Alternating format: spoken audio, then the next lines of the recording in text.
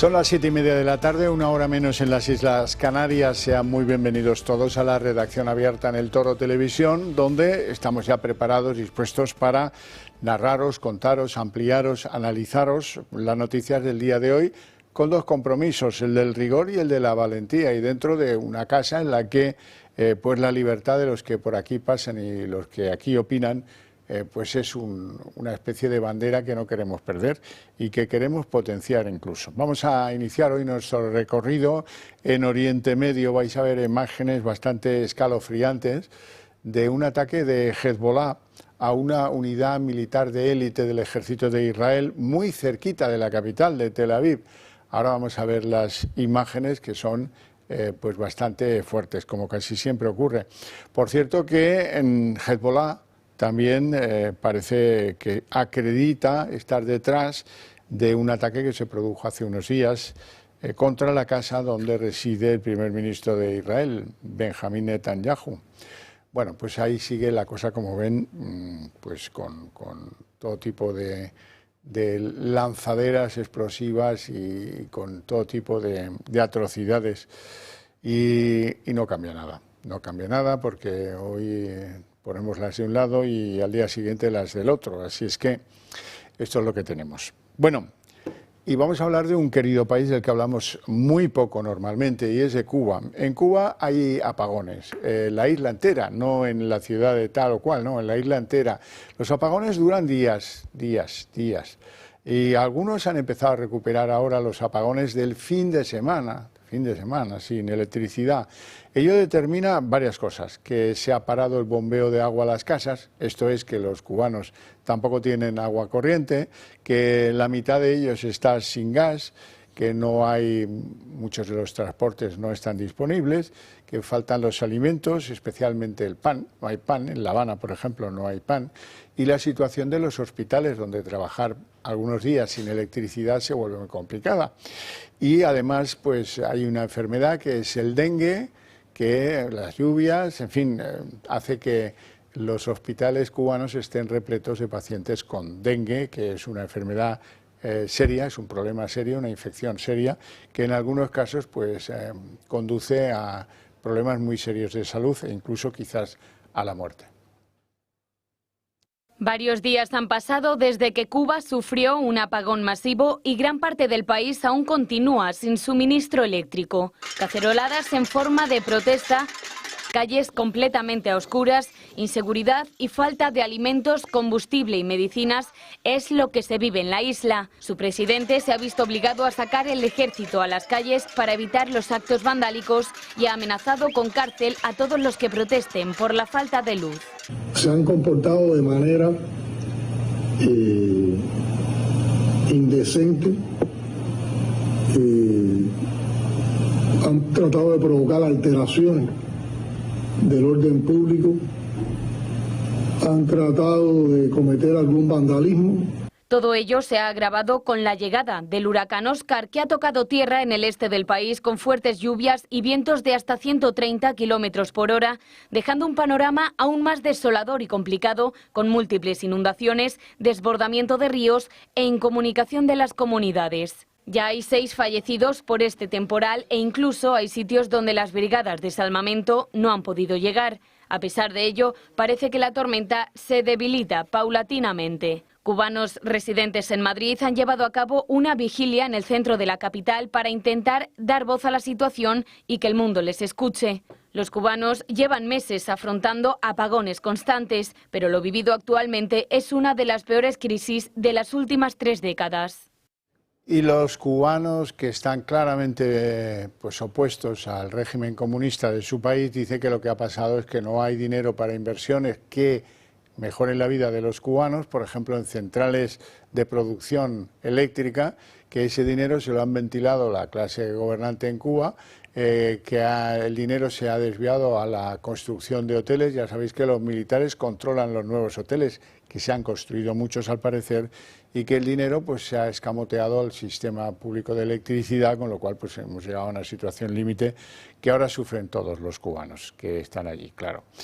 Y vamos a hablar también de Italia. Recordáis que hace muy pocos días un tribunal de Roma echó atrás la devolución a sus países de origen de unos cuantos inmigrantes ilegales que tenía el gobierno de Italia en ese campo improvisado, no tan improvisado, negociado con el gobierno de Albania. Bueno, el tribunal romano dijo que como Bangladesh y Egipto les parecían países poco seguros, porque prohibía taxativamente que fueran devueltos a sus países de origen y exigía que salieran del campamento de Albania para estar en Italia como poco. El gobierno de Giorgia Meloni ha decidido recurrir al Tribunal Supremo esa prohibición de devolución y quiere que se ejecute, y ahora tenemos pues una disputa judicial sobre si es posible deportar. Hombre, era todo un poco raro porque, claro, que no se pueda deportar a alguien a Egipto, que recibe cada semana miles y miles de turistas, porque no es un país seguro, pues hombre, está un poco cogido por los pelos, o bastante cogido por los pelos. Tampoco es que en Bangladesh haya en estos momentos ninguna guerra. Sí que es verdad que es uno de los países más pobres del mundo, eso no cabe duda. Bueno, momento para hablar un poquito de salud. Ya me acompaña don Adolfo Albistor. Muy buenas tardes, con su guante mágico. Con mi mantegua. El guante que necesitará Courtois esta tarde. Sí, vamos a ver. Vamos a ver. Juega el Real Madrid con un equipo alemán. Bueno, alguna buena noticia me trae usted, creo. Pues mira, sí quería agradecer a los espectadores que nos mandáis mensajes de cómo os van los guantes, porque la verdad es que esto anima muchísimo más para seguir divulgándolos y para que muchas más personas los tengáis. Estamos hablando, por ejemplo, de María Ángeles. Dice: después de la sesión tengo más ágiles las manos y menos inflamación en las articulaciones. Carolina nos dice: por cierto, la inflamación de los dedos ha bajado tan significativamente que por primera vez en 4 años me puedo poner un anillo y no me lo tuve que quitar en todo el día. Los guantes son maravillosos. Y luego una muy entrañable que nos manda acerca de su abuelo José Luis, su nieta, y dice: mi abuelo está feliz con los guantes. Y te lo enseño a ti, mira el abuelo con sus guantes, 104 años. Yo creo que es la persona más longeva que tiene los guantes, ¿no? ¿Esto qué quiere decir? Bueno, pues quiere decir que esa tecnología que nosotros hemos apostado por ella, porque los reumatólogos y ingenieros han apostado, pues está funcionando. ¿En qué consiste esa tecnología? Fundamentalmente estamos hablando de una onda corta, de ondas pulsantes, de radiofrecuencia, estamos hablando de masaje, de vibración, de calor. Todo esto combinado hace que esas manos que las tenemos anquilosadas, que nos duelen, que nos cuesta mucho moverlas, pues podamos moverlas ya desde que empezamos a hacer la sesión. Y luego, una vez que la hemos hecho 20 minutitos tan solo, Xavier, nos los quitamos y notamos una placidez, las manos más livianas, que podemos hacer cosas que normalmente no podemos hacer. ¿Puedo abrochar botones? Claro, puedo abrochar botones, puedo la manilla del reloj, un tapón, cosas que fíjate que para las personas que no tienen artrosis son normales, pero que sin embargo para aquellas personas que lo sufrís, pues no. Lo único que no hacen los guantes es curar la artrosis. Ahora, el dolor se lo llevan. Eso sí. Eso sí, eso es mucho. Porque además está hecho de una manera ingeniosa que combina todos los tratamientos que un paciente con artrosis seria le obligan a hacer de una forma cómoda, que pueda seguir con su vida, ponerse los guantes con el guante previo con la sustancia que si no tendrías que tener la mano en remojo ahí sin poder hacer nada más.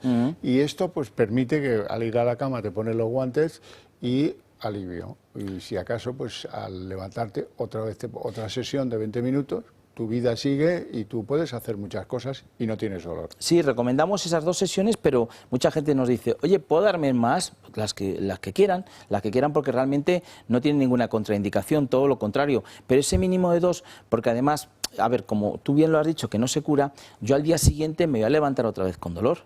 Por eso me los voy a poner otra vez, ¿entiendes? Claro. Y así, eso es algo, es innato, o sea, no lo podemos curar, pero sí que podemos hacer que tu día sea mucho más agradable y que no tengas ese dolor continuo que es muy desagradable tenerlo, claro. ¿Cómo podemos hacernos con un par de los guantes Nanotech? Pues mira, tenemos un teléfono. Yo siempre invito a que nos llaméis. ¿Por qué? Porque os vamos a explicar bien todo, nos explicáis vuestro caso.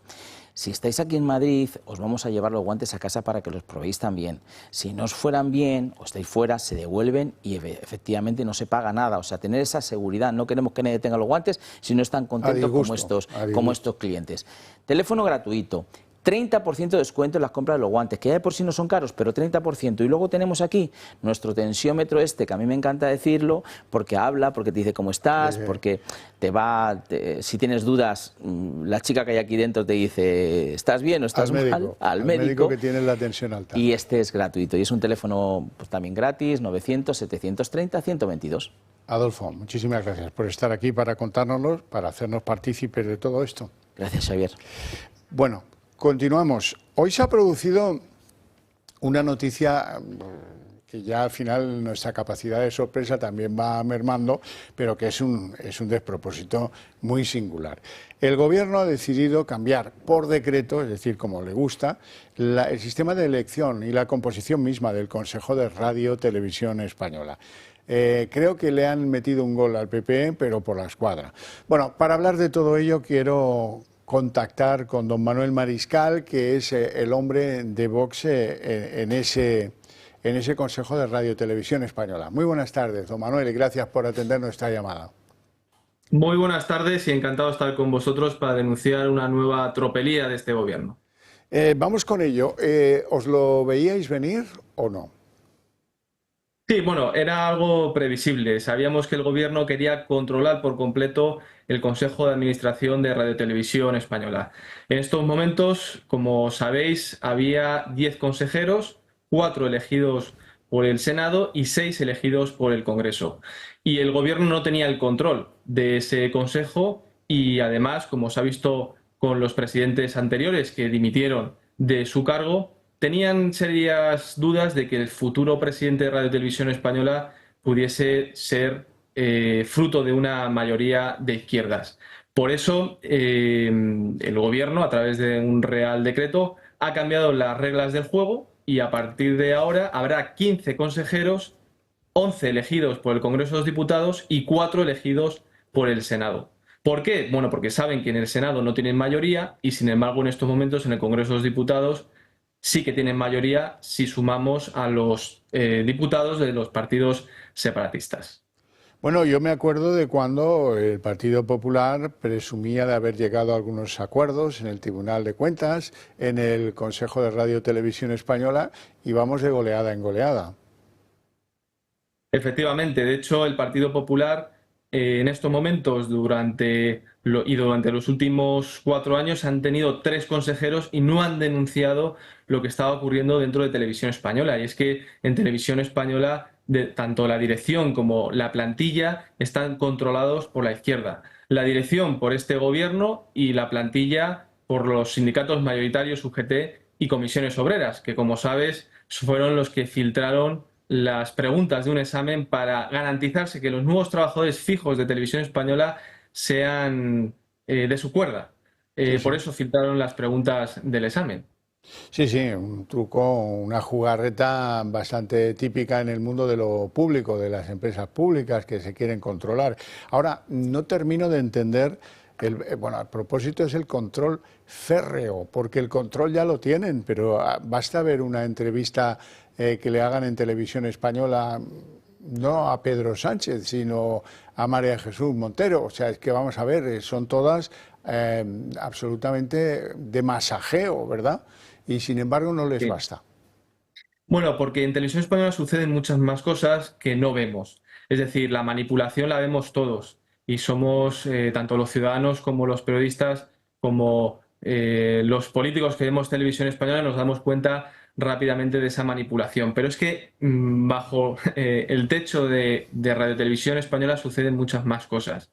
En Televisión Española, por ejemplo, se están realizando contratos con productoras privadas para hacer un trabajo que realmente podrían hacer los trabajadores de Televisión Española, pero están realizando estos contratos para desviar dinero público a productoras que están controladas por personas cercanas al Partido Socialista y a los separatistas catalanes. Y eso es algo evidente que desde Vox venimos denunciando, porque ya son 749 millones de euros desde el año 2020 los que se han destinado a esta producción externa, cuando, insisto, en Televisión Española hay 6.000 trabajadores que perfectamente podrían hacer este trabajo. Imagino que el gran receptor de eso es Jaume Roures, ¿no?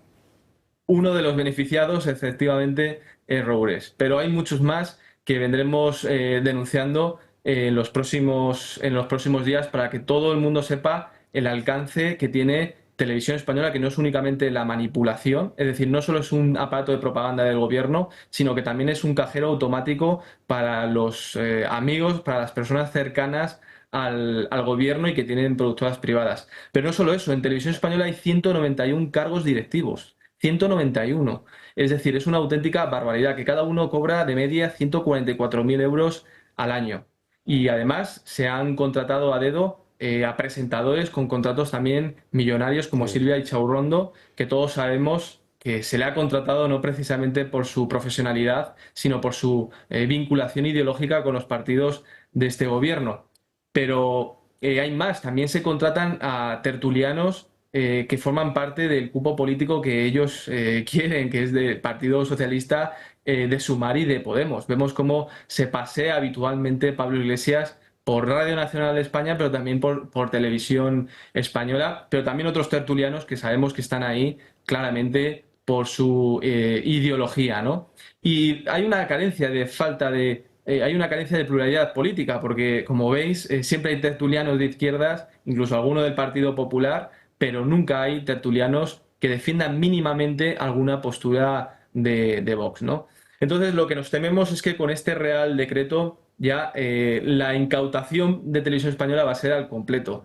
Me recuerda a esa imagen que tenemos todos de la Segunda República, de la fachada de ABC, donde se decía, este gobierno ha incautado este edificio, ¿no? El gobierno de la República. Pues esto es un poco ya lo que ha ocurrido en Televisión Española, ya al completo. Es decir, el control absoluto tanto de los informativos como de los programas de entretenimiento, como ya también de las cuestiones internas y del presupuesto de Televisión Española. Esto es un auténtico escándalo porque Televisión Española, aparte de la importancia que tiene como herramienta comunicativa, también tiene un presupuesto de más de 1.000 millones de euros, del cual la mayoría procede del presupuesto público, es decir, procede de los impuestos de todos los españoles. Pero, señor Mariscal, vamos a ver, ¿el Consejo de Radio Televisión Española pintaba algo? Porque se produjo la contratación multimillonaria de Broncano y, bueno, pues el Consejo supongo que se votaría, o supongo que tal, pero no tuvo una incidencia real sobre las líneas por las que no tenía que pasar Televisión Española. Se recortó el tiempo del telediario para meter ahí a Broncano, que era como un capricho de la Moncloa, y los demás chitón. Bueno, porque ese consejo era fruto de la legislatura anterior. En este momento se tenía que renovar la mitad del Consejo de Administración, según marcaba la ley del año 2016, y además se tenía que cubrir la plaza de Tornero, el presidente de Televisión Española, que dimitió, no solo dimitió como presidente, sino también del Consejo. Y en estos momentos, gracias a la mayoría absoluta que tenía el Partido Popular en el Senado, sí que iba a haber una mayoría en el Consejo de Administración que ya no la va a tener el centro derecha, no lo va a tener, y lo va a tener el gobierno. Sí que hay decisiones que se toman en el Consejo de Administración que en estos momentos, bueno, pues la mayoría era del gobierno, pero había fisuras y por eso dimitió el presidente Tornero y también dimitió Elena Sánchez. Elena Sánchez se negó a contratar el programa de Broncano y se vio obligada a dimitir, precisamente porque no quería contratar por esa cantidad de dinero el programa de Broncano, ¿no? Y por eso el gobierno comenzó la operación Cascajosa, que es la presidenta actual de Televisión Española. Cascajosa, para que os hagáis una idea, se presentó a un concurso público para ser consejera y sacó una de las peores puntuaciones. Y en el mismo concurso público reconoció que era militante del Partido Socialista, que tenía el carné del PSOE. Entonces, entiendo que pueda parecer que Televisión Española estaba controlada por el gobierno, que tenía el control del Consejo de Administración, pero en realidad no lo tenía.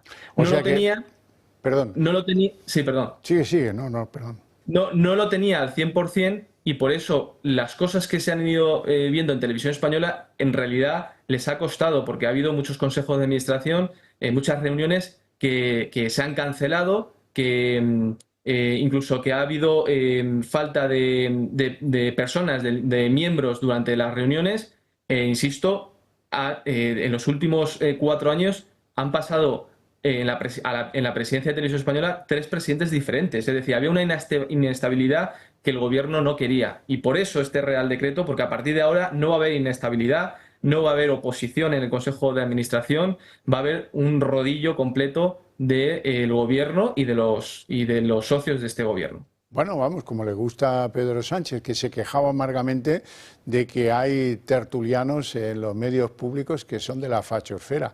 A mí me costaría descubrirlos, la verdad. En fin, don Manuel Mariscal, un placer enorme tenerte en el programa, te mando un fuerte abrazo y te deseo una feliz tarde. Igualmente, un abrazo a todos. Pues ya veis, así están las cosas en Radio Televisión Española, la televisión pública, 1.000 millones de presupuesto que pagáis vosotros y nosotros y yo, todos con nuestros impuestos, para que luego se hagan chapuzas como lo de Broncano, en fin, lo que les dé la gana. Hablemos un poquito siquiera de inmigración en nuestro país. Hay un balance que pues lo que viene a concluir es que han llegado 33.000 inmigrantes ilegales en lo que llevamos de año y que, bueno, durante el año 130.000 ilegales, casi 2.800 en pateras, y el balance pues demuestra la avalancha migratoria de la que os venimos informando a menudo, que sufre Canarias, especialmente este año, pero la cosa va mal desde el 2020 con toda nitidez y claridad. Eso que veis en pantalla son los esparcimientos que hace el gobierno mandando aviones a Madrid para que sean luego esparcidos los ilegales que, como veis, a buen paso cruzan discretamente las dependencias de AENA del aeropuerto de Madrid rumbo a unos autobuses que los llevan a diferentes lugares de España, donde hay asociaciones que se forran en lo que es el cuidado, el alojamiento, la manutención de estos que llegan con esa abundancia que veis en las imágenes de Rubén Pulido, que es un especialista en la materia y que tiene la suerte de pillarlos a menudo en los trasiegos de inmigrantes ilegales de Canarias a la península para luego su esparcimiento por diferentes provincias. Bueno, y hasta aquí la inmigración. Vamos a hablar del descarrilamiento del tren, de las líneas de alta velocidad de Atocha a Chamartín, que tuvo lugar el pasado fin de semana, el sábado concretamente, que dejó a 18.000 españoles en los andenes y en las salas de espera horas y horas y horas, porque pues, hubo un descarrilamiento dentro de las vías.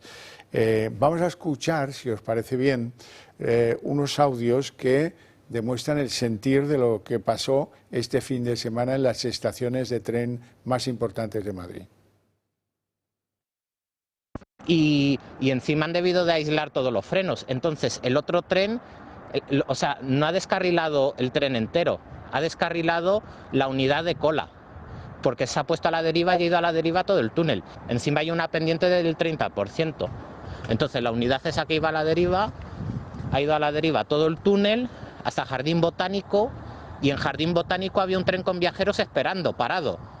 Entonces iba a estampar el que iba a la deriva con el tren de viajeros, y lo que han hecho es mover las agujas de Jardín Botánico a desviada para que la unidad a la deriva por lo menos no se estampara contra el tren que estaba ahí parado. Y ha descarrilado porque ha pasado el tren que iba a la deriva por las agujas de Jardín Botánico, que son a 50 por hora, y ha pasado el tren ahí a la deriva pues a 100 o a 200 o a lo que fuera, y por eso ha descarrilado. Y el que ha descarrilado iba con los 2 mecánicos dentro. En conclusión, que pudo haber una catástrofe descomunal este fin de semana. Por suerte, pues la habilidad de los hombres de seguridad de Adif o de Renfe, con el descarrilamiento han conseguido evitarla, aunque han producido daños colaterales de mucha importancia. Lo reconoce incluso el ministro de Transportes, el lenguaraz Óscar Puente. Un tren iba remolcado a taller, en un momento determinado se suelta del tren que lo remolcaba y inicia un recorrido, digamos, en una especie de caída libre por el túnel de Chamartín. Un trabajador del centro de control de Adif toma la decisión de desviarlo a una de las vías para provocar su descarrilamiento o evitar que acabe saliendo a la playa de vías que entra en Atocha y pudiendo eventualmente chocar con algún tren que viniera. Bueno, y ayer os contábamos cómo un kamikaze produjo la muerte de una madre que estaba no avanzado, pero en estado de gestación. Murieron la madre y murió lo que llevaba en su vientre. Eso ocurría en La Rioja. Y hoy os traemos otra noticia relacionada con esta que demuestra el peligro cada vez creciente de los conductores kamikaze que van en contradirección a elevada velocidad y tal. Bueno, esta es la imagen de un kamikaze que ha producido un accidente en la autovía que va entre Murcia y Cartagena, consecuencia del cual hay un diputado socialista que ha resultado herido, socialista en la Asamblea de Murcia.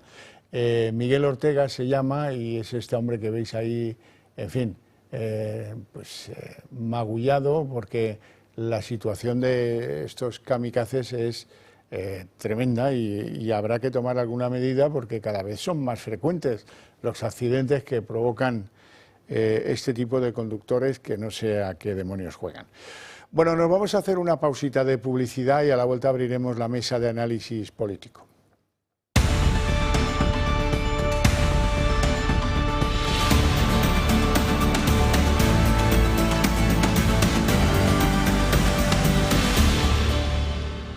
Falta algo más de un minuto para las 8 de la tarde, pero vamos a abrir nuestra mesa de análisis político porque el río baja con abundancia de agua y agua de riada, o sea, lleva de todo. Hay que desbrozar un poco y separar las ramas, los troncos y lo que baje, y baja mucho.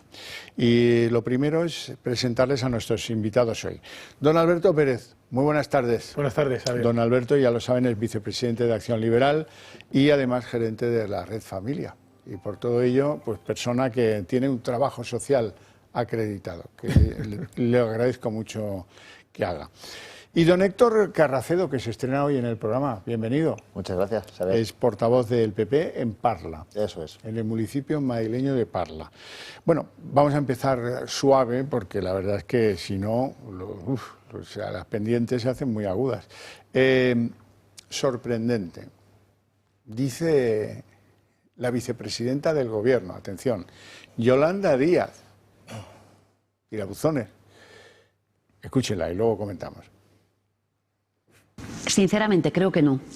El diagnóstico es el principal problema, la principal factoría de desigualdad en España se llama vivienda. Bueno, pues las negociaciones para los presupuestos estamos engallados con el Partido Socialista, estamos a una enorme distancia, sobre todo en materia de fiscalidad. La primera pregunta que no aparecía en ese corte de sonido era, ¿usted cree que el Gobierno está haciendo todo lo que puede en materia de vivienda? Y ella contesta sin mayor complejo. Dice, no, sinceramente no. Sinceramente no. Bueno, pues siendo la vicepresidenta, la señora, no sé, que dimita usted de ese Gobierno, caramba. Haga algo, pero no nos deje, en fin. Esto está a punto de romperse alguna cosa, me da la sensación. Ojalá tengamos la suerte de ver a Yolanda Díaz algún día gobernando este país para poder llevar a cabo la política que ella quiere hacer. Dios no lo quiera. Dios no lo quiera, ¿verdad? Dios no lo quiera. Pues está gobernando en este caso, estoy seguro de que los votantes no lo permitirían. Bueno, vamos a ver. ¿Qué es lo que quiere Yolanda Díaz? Prohibir, porque es comunista. Lo lleva en su ADN, lo lleva en su propia sangre. Quiere prohibir la compra de vivienda para especular. Eso es lo que quiere hacer Yolanda Díaz en 2025. Quiere prohibir que se puedan desarrollar actividades profesionales en el alquiler de viviendas, como hace sus excompañeros, el señor Iglesias, o el señor Espinar, o la señora Vescansa. Comunismo puro y duro. A mí no me extraña absolutamente nada. ¿Qué ocurre? Que este comunismo puro y duro pues debe de ser que no choca un pelín con el socialismo rancio del señor Pedro Sánchez. Por lo tanto, pues el Gobierno no está haciendo las cosas que debe de hacer para solucionar el problema de la vivienda. Y al final lo que debe de hacer verdaderamente el Gobierno es liberalizar el suelo, junto con las comunidades autónomas, para que se pueda construir vivienda en libertad y no con las trabas que a día de hoy se tienen en este país, y que pueda dejar de mentir también el gobierno de este país a los españoles con estas 50.000, 800.000, 200 millones de viviendas que no recuerdo exactamente. Se prometen antes de elecciones y luego nadie se acuerda. Pero lo bonito de este país es que la gente no tiene memoria, no se lo reprocha a nadie, a Pedro Sánchez. Al Partido Socialista, desde luego, ¿no? Héctor. Sí, como tú decías, Alberto, eran 200.000 viviendas las que llegó a prometer el presidente Sánchez de la Sareb y que iba a poner a disposición de todos los españoles. Bueno, al final las declaraciones de Yolanda Díaz lo que evidencian es que este gobierno es un gobierno que está roto, nació roto, es un gobierno débil y es un gobierno en el que cada uno va haciendo la guerra por su lado. Entonces, esto evidencia que cada uno tiene sus preocupaciones y van a exprimir a Sánchez para poder sacarle, pues cada uno lo que prefiera. Lógico. En el caso perdona, Xavier. No, en el caso de la vivienda es verdad, es un problema nacional, es un problema que está sufriendo toda España y es un problema principalmente de falta de oferta. La ley de la vivienda que se aprobó por sus excompañeros, los excompañeros de Yolanda Díaz, está creando un grave problema tanto de indefensión en los propietarios como una falta de oferta de viviendas. Pues como decía Alberto, ojalá algún día gobiernen y pongan soluciones a todos estos asuntos. Eso lo decís en coña y la ironía se entiende muy mal en la tele, ¿eh? No te recomendaría. Es una amenaza casi. La ironía a veces yo la practico, pero casi siempre me sale mal. Esto no es ironía. ¿Qué trasladan a sus hijos estas criaturas? Pues hoy lo ha contado, no, hoy no, hace unos días lo contaba Ione Belarra. Ella cuenta una conversación con su hija, no sé la edad que tiene la hija, pero vais a sacar conclusiones de qué es lo que quieren que los españoles perciban respecto de la vivienda, que la vivienda no tiene que tener propietarios, que la vivienda tiene que ser del Estado y que eso resuelve el problema, magia pura. Vamos a escucharla, veréis. El otro día, hablando con mi hija, me decía, estábamos hablando de lo caro que está todo en la vivienda, un tema recurrente. Y una de las cosas que me preguntó mi hija fue, oye mamá, ¿cuánto pagamos por el cole? Y yo le dije, no pagamos nada cada mes, tu padre y yo pagamos los impuestos y con eso gestionamos una sanidad, una educación pública para que todos los niños y niñas puedan tener acceso a una escuela. Y me dijo, ¿y entonces por qué hay que pagar por las casas? Y dije, pues tienes toda la razón, hija. Y de eso es de lo que estamos hablando aquí. De que hay que sacar las casas del negocio, hay que sacar las casas del mercado, hay que garantizar el derecho a la vivienda como el derecho humano que es. Cuba es lo que ella pretende, ¿eh? Cuba, Corea del Norte, Venezuela, Zimbabue. Fíjate, como si tienes la desgracia de tener una madre así, ya te va educando en el dinero público no es de nadie, hay que sacarlas del mercado, en fin, es escalofriante. Y tienes razón, le decía, y tienes razón. Oye, yo de pequeño pensaba que si te cortaban un brazo te crecía otro brazo. Dejemos de hacerle caso a los niños quizá en cosas que no han funcionado allá donde se han llevado a cabo. Oye, decía está perfectamente de acuerdo. Y claro, si por ella fuera lo haría mañana mismo. Claro. No existe la propiedad privada. Pues ya está. Ala. Ya está. Le faltaba ponerse el chándal y empezar a gritar expropiese, expropiese, expropiese. Sí, la verdad es que es un modelo caducado y no va más. Bueno, pero hay gente, todavía, cada vez menos, pero hay gente que les vota y esto es lo que pretende esa gente, saborear la propiedad, sacar cosas básicas de los mercados y que naturalmente todo eso lo pasa a controlar el Estado mal, que es como suele controlar el Estado las cosas. Bueno, habéis visto a Ione Belarra con el manto palestino, no sé si es pañuelo, porque lo usa como un chal. Bueno, yo no soy muy experto en esas materias, pero es que esta gente de Podemos se cree que su manifiesta adscripción a la causa palestina es algo maravilloso que hay que llevar a todas partes. Y ha tenido un percance Irene Montero en el Parlamento Europeo precisamente por llevar uno de esos pañuelos palestinos. La señora Montero tiene la palabra, pero primero que se quite la bufanda. Señora presidenta, las normas internacionales también impiden los genocidios y aquí está Europa apoyando uno. Esa norma no la cumplen. Señor comisario, ¿por qué siguen dando apoyo a los genocidas? Esto no es una crisis humanitaria, es una invasión y es un genocidio. Que sí, pero quítate la bufanda. Que lo que le dice la señora esa no había visto un pañuelo palestino en su vida. Pero bueno, está bien, ¿no? Bueno, al final yo creo que las instituciones están para respetarlas, independientemente de quién esté a cargo de esas instituciones o quién esté representado en esas instituciones. Y si esa señora se tiene que quitar el pañuelo o la bufanda para intervenir, fuera, ya está. Esto es, o sea, no es como el Parlamento español, donde se han permitido camisetas reivindicativas. Tú sí y tú no. Efectivamente. No, aquí todos. Pero todos, ninguno. Ni los de la derecha, ni los del centro, ni los de la izquierda. Ninguno. Bueno, ellos al final es un paso más en la devaluación política. Ellos están en eso, en devaluar las instituciones, en devaluar la política y al final en que reine el caos. Entonces, bueno, hay unas normas, como bien dice Alberto, y hay un decoro que hay que mantener y en este caso, pues está bien dicho. Sí, normas, ¿eh? Bueno, recuerdo cuando, perdona Xavier, recuerdo cuando empezaron a prometer el cargo en los distintos ayuntamientos, comunidades autónomas, incluso en el Estado español, que hablaban de prometo por imperativo legal. ¿Recordáis a Vescansa con el niño y todo aquel día? Pues al final, oye, yo me salto las normas porque lo considero. Ahora, si tú intentas hacerlo, te prohíbo que lo hagas, pero yo... Si cuela, pues está muy bien el pañuelito por encima. Mira, como la otra lo llevaba. Bueno, vamos con uno de los platos fuertes de la jornada. Son muchas cosas diferentes las que las investigaciones van avanzando en el entorno de José Luis Ábalos, el todopoderoso antes secretario de organización del Partido Socialista y el que era el ministro de pues la cartera que llevaba más billetes dentro. Pusimos al zorro a cuidar el gallinero. La cuestión es que van apareciendo cosas que os van a helar la sangre, como decía la madre de Maite Pagazortundúa. ¿Qué hay dentro del material que guardaba Ábalos y que ahora está en manos de la UCO? En Moncloa niegan cualquier intento de torpedear el caso. Es que no sé ni de lo que me habla.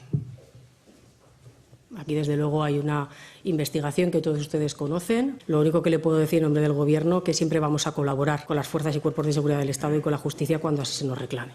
Después de conocerse que el DAO, director adjunto operativo de la Guardia Civil, Manuel Llamas, y hombre de la máxima confianza de Marlaska en la Benemérita, habría pedido hacerse cargo de los archivos del exministro, 2 USB que contendrían información privada y personalísima de Ábalos. El pasado sábado, Llamas escribió a un miembro del Instituto Armado interesándose en una publicación de prensa de un conocido medio digital. No solo se lo reenvió a su contacto, sino también a otro grupo de WhatsApp en el que había por lo menos 100 personas más, entre ellos Mercedes González, directora de la Guardia Civil, que acabó borrando todo tipo de información. Según el debate, se trata en concreto de un disco duro y de 2 pendrives que se encontraban en una funda de zapatos y que fueron intervenidos por los agentes de la UCO en uno de los registros realizados en la casa de Benidorm de Koldo García.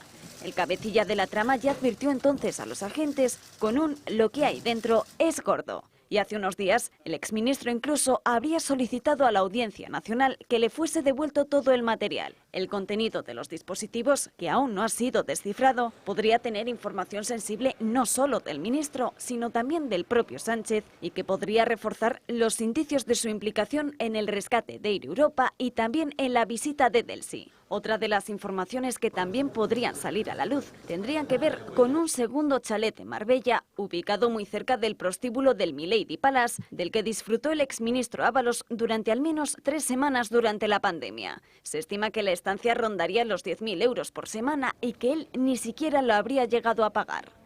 Vamos a ver, para que no haya malos entendidos, de lo que disfrutó el ministro Ábalos siéndolo es del apartamento, 20.000 pavos. No del prostíbulo, que estaba cerca, eso es otro rollo. Ya veremos dónde nos lleva, porque está el agua muy fangosa, os lo decía antes. Bueno, a mí me recuerda un poco el caso del coronel Pérez de los Cobos, cuando Marlaska le quería violentar para que cediese información de las investigaciones de la Policía Judicial de la Guardia Civil. En este caso, es, entre colegueo típico, le dice el DAO de Marlaska al general que manda en la UCO, oye, tal cual, está escrito así, échale una ojeada a esto. Que así van las cosas.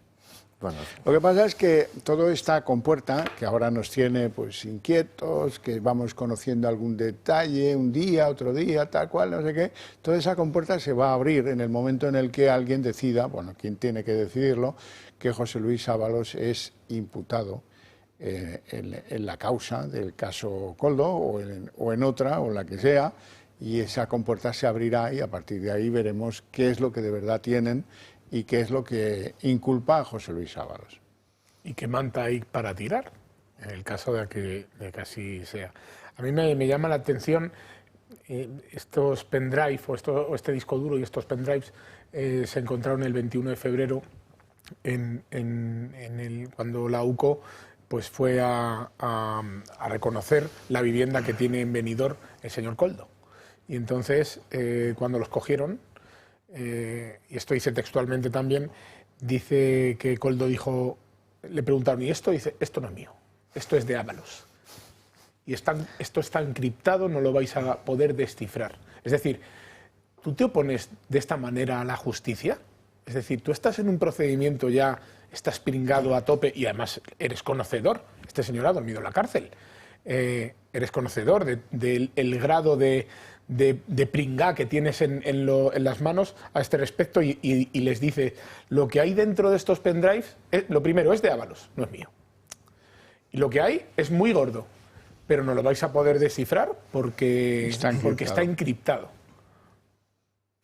A mí es que, me llama la atención como si esto fuera el trono. Pues mire ustedes, yo lo que ustedes me digan, pero esto, yo estoy por encima de ustedes porque soy soprano. Soy soprano, exactamente. Entonces, yo al nivel en el que yo estoy, nadie va a conseguir desencriptar esta información. Pues parece ser que la Guardia Civil ya lo tiene a puntito.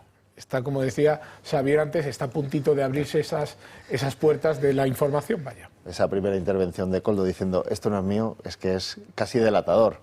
Pero bueno, al final esto no deja de ser un capítulo más de todos los casos de corrupción que van salpicando y que van siempre enfocando hacia una persona que es Sánchez. O sea, cuando se abre esa compuerta, el torrente le va a pasar por encima, pero es que estamos día a día viendo cómo su mujer está imputada, cómo su hermano también, cómo el Delsi tuvo un no viaje a España. Ahora cuando venía de camino a los estudios, había escuchado en la radio también que el cuñado, el hermano de Begoña, es un alto cargo de la productora que ha hecho la serie que nadie quiere de No Pedro me Sánchez. digas, qué sorpresa. Sí. Qué sorpresa. Pues la que va editando a ratos El País, ¿no? Esa es, esa que nadie ha querido y que nada más que ha tenido el beneplácito del País, no sabemos a cambio de qué, pues resulta que la productora tenía al cuñado de Sánchez como uno de sus altos cargos. Pues bueno, como digo, es un paso más que solo va en la dirección y solo puede terminar con Sánchez o dimitiendo o alguna cosa peor. Bueno, ya veremos. Hoy era el último día para que los diferentes partidos de la Asamblea de Madrid, la Asamblea de Madrid, hay que decir, antes que nada, que es quien tiene el control técnico y teórico y de funcionamiento de la Universidad Complutense, que es la más grande en número de alumnos de España, y la que tenía 2 cursos 2 con Begoña. Esa es la razón por la que tiene en perfecto derecho la Asamblea de Madrid a montar una comisión de investigación sobre quién decidió la contratación de Begoña, quién retorció los criterios para que alguien que no tiene la titulación pudiera asumir 2 Máster 2, qué pasó con el software que hicieron para la Complutense, pero que no está registrado a nombre de la Complutense, según dicen precisamente los que tienen el control de la asesoría jurídica de la Complutense. Bueno, como les digo, va a echar a andar esta comisión de investigación. Estamos en las fases preliminares. Hoy los partidos tenían que presentar su lista de las personas que creen que deben comparecer, pasar por esa comisión de investigación. ha presentado la lista Vox, 74 personas, entre las cuales pues estaba Pedro Sánchez, su esposa, Javier Hidalgo, Víctor de Aldama, en fin, lo más sugerente, y muchos profesores que supongo que la pretensión es que expliquen cómo transcurrían esos cursos de Begoña. A última hora, porque esto se cerraba a las 8, a última hora de la tarde el Partido Popular ha presentado también su lista y en la lista también figuran esos dos nombres relevantes, tanto Pedro Sánchez como Begoña Gómez. La diputada de Vox, Ana Cuartero, contaba el porqué de la lista de Vox de esta forma. Vox acaba de registrar una lista de 74 comparecientes ante la Comisión de Investigación en la Asamblea de Madrid del caso Begoña. Esta lista va encabezada por Pedro Sánchez y no dudaremos en ampliarla todo lo necesario para que venga hasta la última persona que pueda arrojar luz e información sobre la trama de corrupción liderada por el número 1 que ha afectado también a las instituciones madrileñas. Está claro que Pedro Sánchez puede decidir, si decidió no declarar a un juez, pues va a ir él a la comisión de investigación, pero bueno, eso es ya veremos lo que pasa, si en ese momento le conviene irá, y si como me temo no le va a convenir, pues no irá. Y además Begoña hará lo mismo. Bueno, yo lo primero que quiero decir a este respecto es que nunca he estado a favor de las comisiones de investigación. Las comisiones de investigación, en mi opinión, políticas, no sirven para absolutamente nada más que para sacar titulares, que a los partidos políticos les viene muy bien, y entiendo que por eso se hacen. Pero una comisión de investigación, como acabas de anunciar, si el compareciente no quiere comparecer, como en el caso del señor Sánchez, que con toda seguridad no va a querer comparecer, porque no quiso hacerlo frente a un juez, imaginémonos frente a diputados del Partido Popular o del Partido Vox, pues va a servir de poco. ¿Que va a cubrir determinados titulares? Pues sí. Los comparecientes que sí acudan, que algunos tienen que acudir porque no les va a quedar otra, también sacarán algunos titulares, pero verdaderamente donde verdaderamente se tiene que investigar esto es en la justicia, que es donde se está investigando. Entonces, sirva, en ese sentido, creo que sirve de poco. Ahora bien, y ya acabo con mi intervención, si Vox o el Partido Popular o ambos han presentado sendas listas con un montón de comparecientes, me parece muy bien que se utilice esta comisión como hace la izquierda con cualquier comisión de investigación, es decir, para ganar el relato, para que el relato se mantenga en los medios de comunicación, en las redes sociales, etcétera, etcétera, durante X tiempo, que es lo que tiene que hacer la derecha, en mi opinión.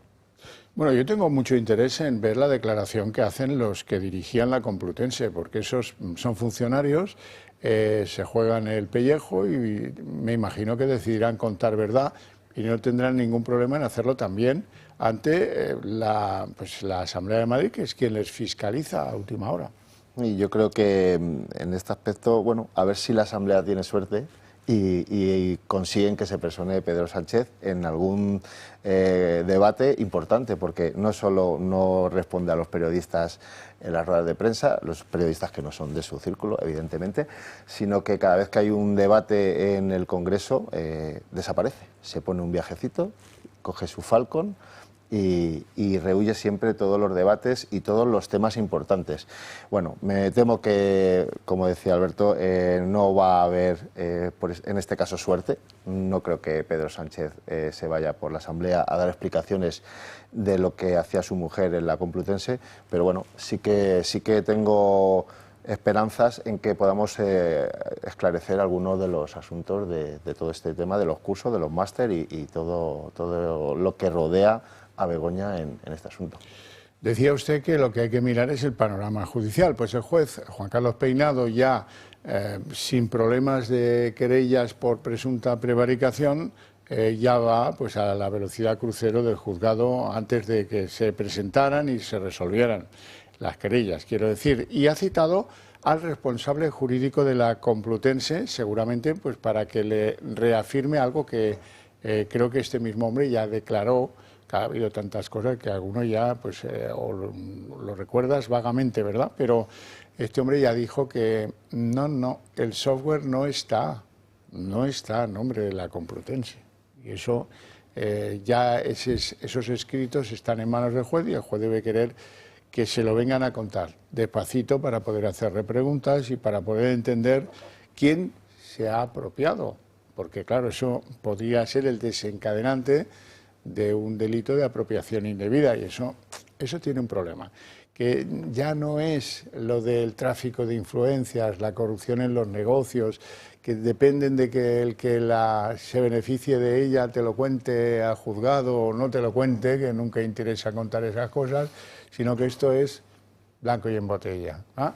Que está registrado a nombre de una empresa que es de Begoña, pues no es de la Complutense, debiera ser de la Complutense, que además puso dinero público para que se terminaran los trabajos de los software.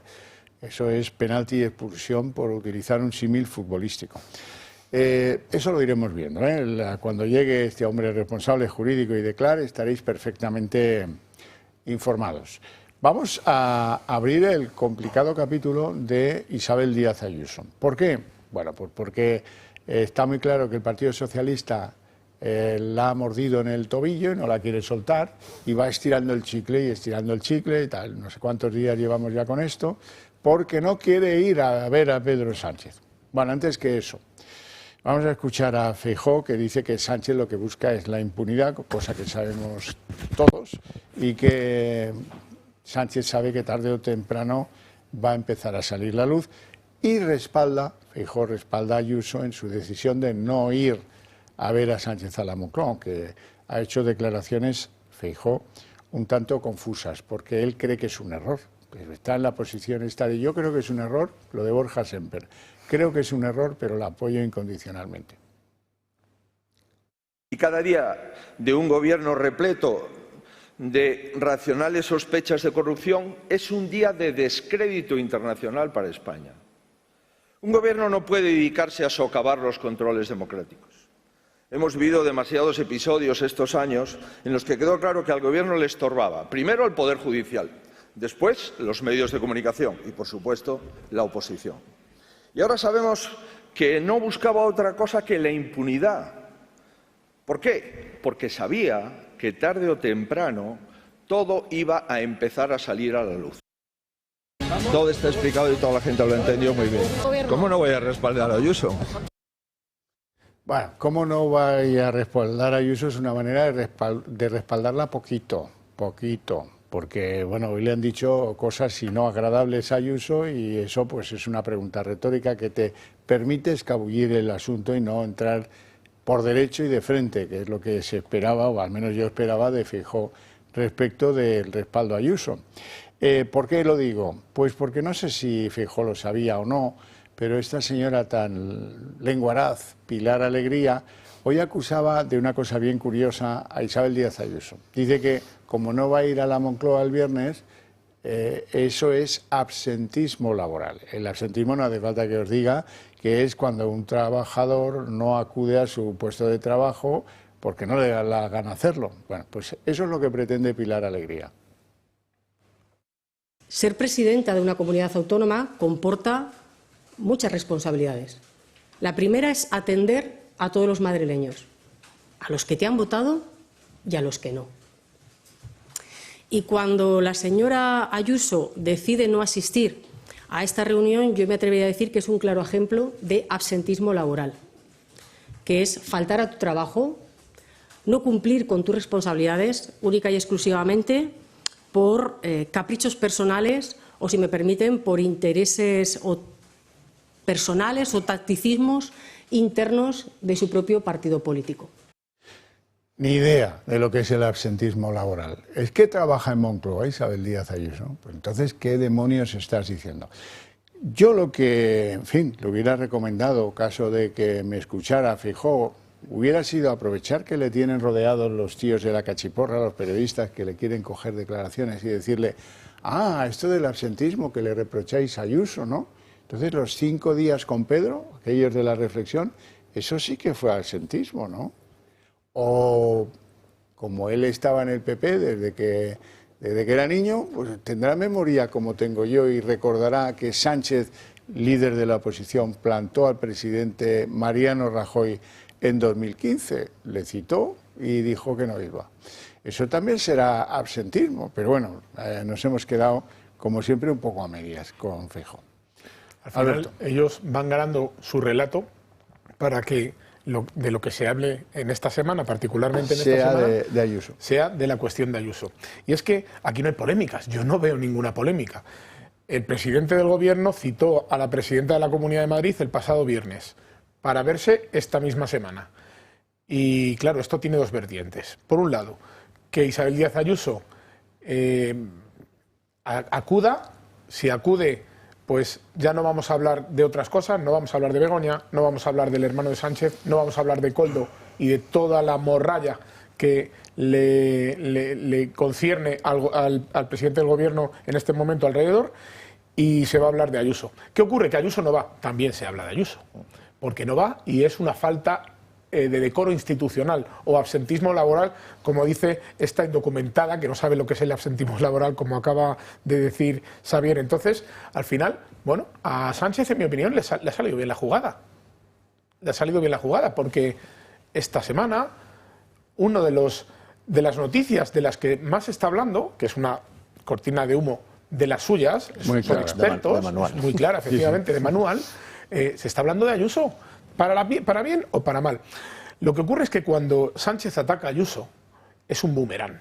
Es con la única política en este país que cuando Sánchez le ataca directamente, le llega el boomerang de vuelta.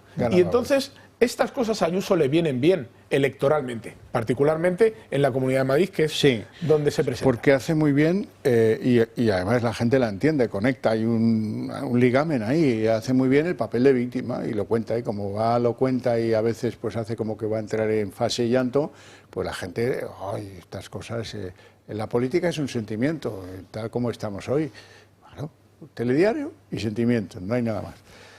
Está claro que es la cortina de humo que tocaba esta semana. Es poner a Ayuso en la palestra para tapar todos los casos de corrupción que se están viendo de este gobierno.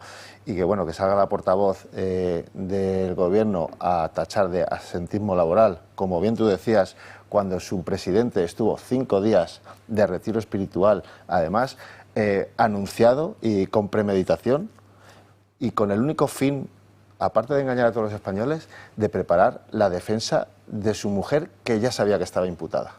O sea, dedicó 5 días de su trabajo al ámbito personal.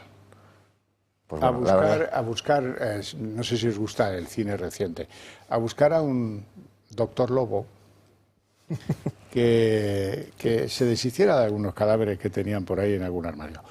Nos vamos a publicidad. A la vuelta vamos a hablar del novio de Ayuso, porque hay fuego de ordenanzas contra él. No creáis que esto se ha acabado con que, en fin, bueno, sí, pues el fiscal general del Estado. No.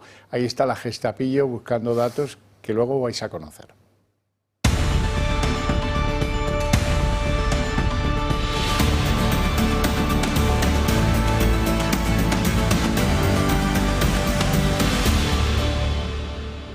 Bueno, la pareja de Ayuso, Alberto González Amador, porque a las personas hay que citarlas por su nombre, lo demás al final lo desfigura todo, ¿no?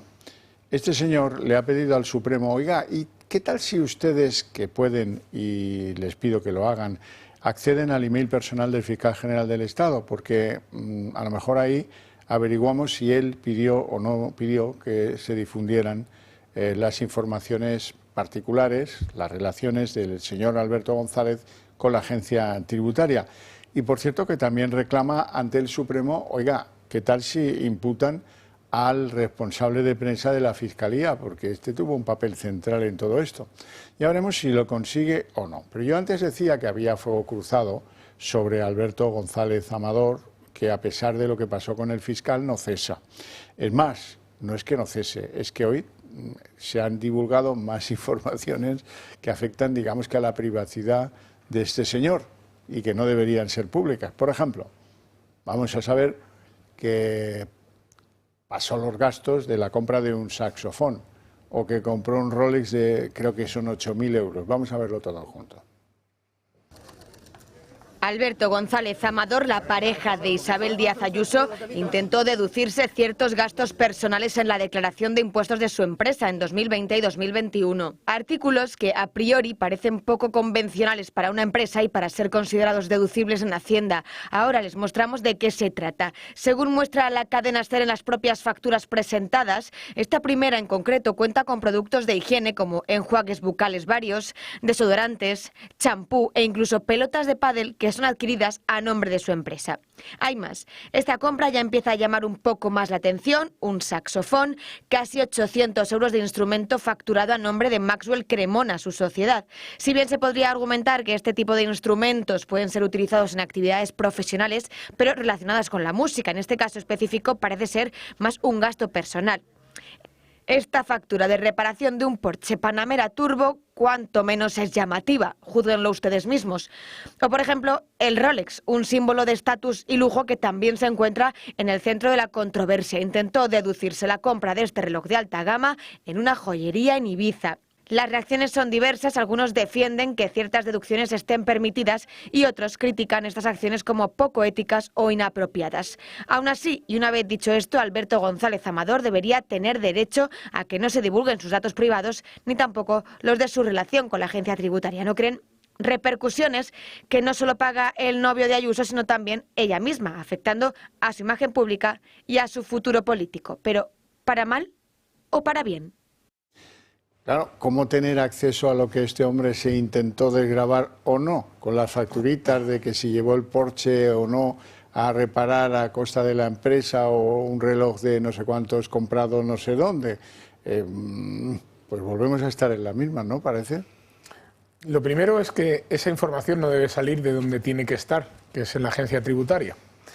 Y lo segundo, pues quizá llame la atención la reparación de un Porsche, pero si ese vehículo es un vehículo de la empresa y es un vehículo que se utiliza para hacer gestión comercial de la empresa, ese gasto es deducible.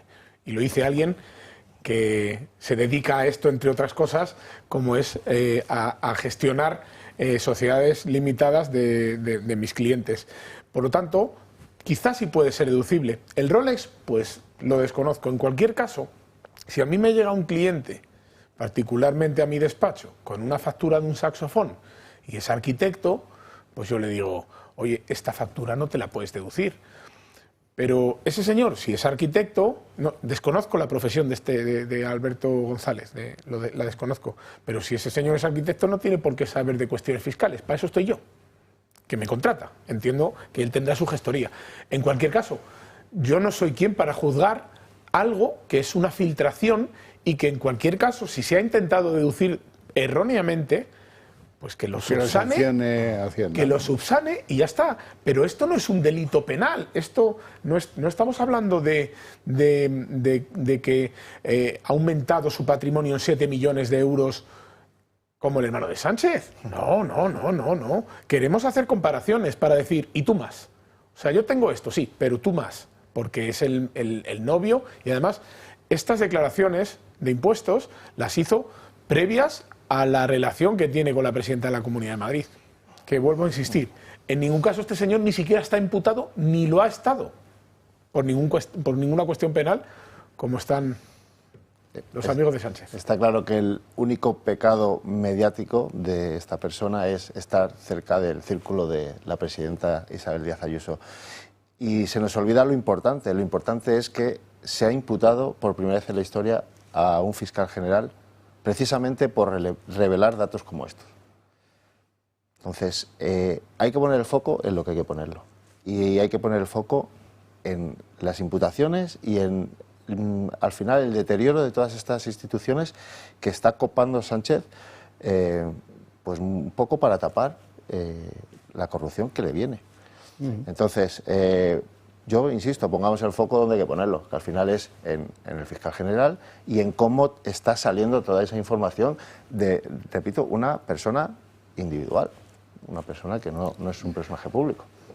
Bueno, contarles que el Pleno del Tribunal Constitucional ha rechazado de plano, 8 votos a 1, apartar a la antigua alto cargo de la Moncloa, la magistrada Laura Díez, que ahora está en el Constitucional, del debate que se va a producir en esa casa sobre la ley de amnistía. Así que Laura Díaz, a pesar de haber sido alto cargo con Sánchez en la Moncloa, va a estar presente en el debate, deliberación y votación de lo que decida hacer el Tribunal Constitucional respecto de la ley de amnistía que muchos esperamos. Y otro ejemplo de la justicia que a algunos protege y a otros desampara, la verdad, sea dicha. Montero María Jesús. Montero María Jesús, a la que hemos escuchado todos contar cosas de el señor González Amador, adelantándolas a la publicación de los medios de comunicación, pues ¿qué pasa? Pues que dice la justicia que ningún dato personal fue revelado por la señora, ¿qué es esta señora ahora? Vicepresidenta del Gobierno, ¿no? Y ministra de Hacienda. Bueno, pues que nada, que ella no hay indicio de que esta señora haya podido cometer ningún delito de violación de secretos o de revelación de secretos previsto en la ley. Así es que, pues nada, todo a correr. Y otro ejemplo de las cosas que vamos averiguando, así que uno pues empieza a poner el horno y la cocción empieza a freír a las personas que están metidas en el lío. Hoy hemos sabido que, oh curiosidad, el jefe de la Abogacía del Estado, el que presentó la querella en nombre de Sánchez, se mudó a la Moncloa semanas antes de que se presentara esa querella. Se conoce que para prepararla mejor, ya ves, duró, ¿han visto lo que duró? Pues eso. El cambio de ubicación se produjo pues por razones desconocidas antes del verano y supuso que el gabinete del alto cargo, jefe de la Abogacía del Estado, también se fuera a alojar en las dependencias de Moncloa en lugar de las que ocupaba antes en el Ministerio de Defensa. Esto ha sido ya denunciado aquí por algún abogado del Estado que ha venido a contar su visión de la jugada esta y era muy llamativo. Ya entendemos todos por qué. ¿Quién manda en la Abogacía del Estado? Pues vente para acá, que te quiere tener cerca, que si no hay cosas que no te puede decir por teléfono. Ese tipo de cosas. Y llegamos al espinoso asunto de ver qué ha pasado en Televisión Española. Lo hablábamos al principio del programa. El Gobierno desconfía, tiene que hacer una serie de cambios, desconfía del Consejo de Radio y Televisión Española, donde a lo mejor el centroderecha iba a tener su protagonismo en base a los relevos y sustituciones que se tienen que producir ahí por las dimisiones de varios de sus miembros, Pérez Tornero o, en fin, una que pasó por allí fugazmente como presidenta, Elena Sánchez. La cosa es que el gobierno de Pedro Sánchez ha decidido dar un golpe en la mesa, ya saben que él es muy partidario de dar golpes en la mesa, lo cuentan los chicos de Coldo, y pues van a hacer un decreto que cambia, atención, el mecanismo sobre la elección y la propia composición del Consejo de Radio Televisión Española. Lo cuento muy deprisa. Resulta que en ese Consejo antes había 10 miembros, 4 los proponía el Senado y 6 el Congreso. Y bueno, ahí tira que te va, pero con las dimisiones o las salidas de 2 de los miembros, aquí se corría el peligro de que ese control pues empezaran a salir lo que se paga de verdad a Broncano, lo que las series que se encargan a Roures, todo ese tipo de cosas. Y lo cambiamos, esto se ha acabado. Y ahora va a ser de 15 miembros el Consejo, en el que el Senado se queda como está, pero el Congreso pasa de 6 a 11. Con lo cual, pasan el cerrojo, ras, y a partir de ahora, alguno dirá, pero lo que les da la gana ya lo vienen haciendo en Televisión Española. Sí, pero con más desparpajo, ¿sabes? Sin que nadie haga allí de Pepito Grillo. Vamos a verlo.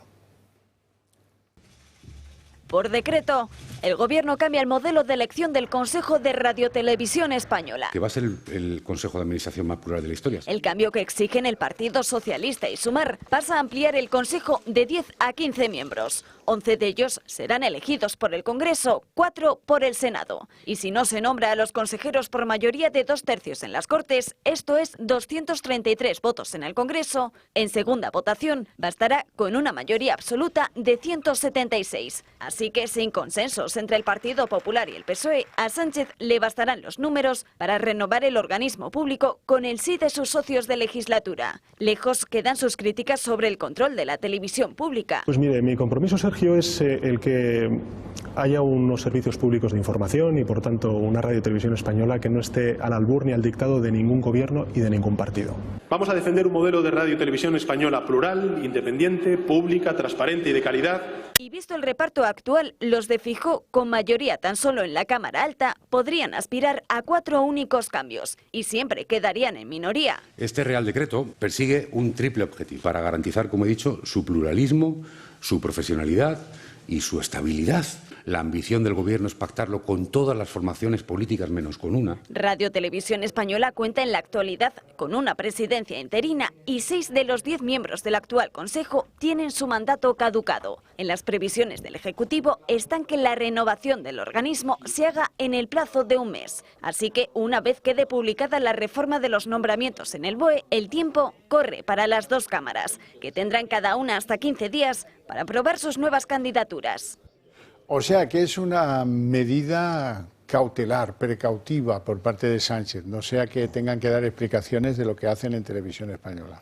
Bueno, había impuestos que fueron temporales, cautelares, y siguen en pie en este país después de 25 o 30 años, ¿eh? No nos olvidemos también de la anterior época socialista.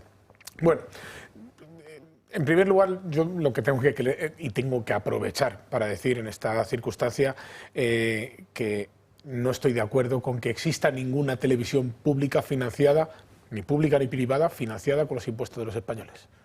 Porque normalmente son televisiones que se utilizan para difundir el mensaje del político de turno. Dicho esto, si no nos queda otra que comernos la televisión española, porque en este caso quien gobierna no va a hacer lo que yo acabo de proponer, que no exista dicho ente, el pastel hay que repartirlo sí o sí entre las fuerzas democráticas que los españoles hemos elegido, digo yo, y que tenemos representación en el Congreso. No porque se hayan unido determinadas fuerzas políticas, y voy a reflejar aquí o comentar aquí que una de ellas es Bildu, que no nos olvidemos que Bildu puede tener representación, Bildu, Esquerra, todas las fuerzas independentistas y terroristas de este país pueden estar representadas en el Consejo de Televisión Española. De hecho, a mí no me cabe duda que al menos uno van a tener cada uno. Entonces, si los españoles nos tenemos que comer a la televisión pública sí o sí, que el pastel se reparta democráticamente, pero claro, al final Bildu tendrá más peso que el propio Partido Popular, que es la fuerza mayoritaria que votaron los españoles, o que la tercera fuerza, que es Vox, que tampoco va a aparecer por ningún lado. El Partido Popular va a tener representación porque el Senado tiene 4 de esos 15 miembros del Consejo. Si no, no tendría ningún tipo de representación. Por lo tanto... Bueno, hizo mal en sentarse a negociar la reforma del Consejo con el Partido Socialista, que les ha engañado. Sentarse a negociar con un socialista siempre es malo. Siempre. Siempre. Y además no hay precedentes de algo bueno a ese respecto. Está claro, es un ejemplo más de que Sánchez no quiere dejar ningún fleco suelto. O sea, allá donde pueda extender su sombra, meter sus zarpas, lo va a hacer. Lo va a hacer. ¿Por qué? Porque tiene un afán autoritario.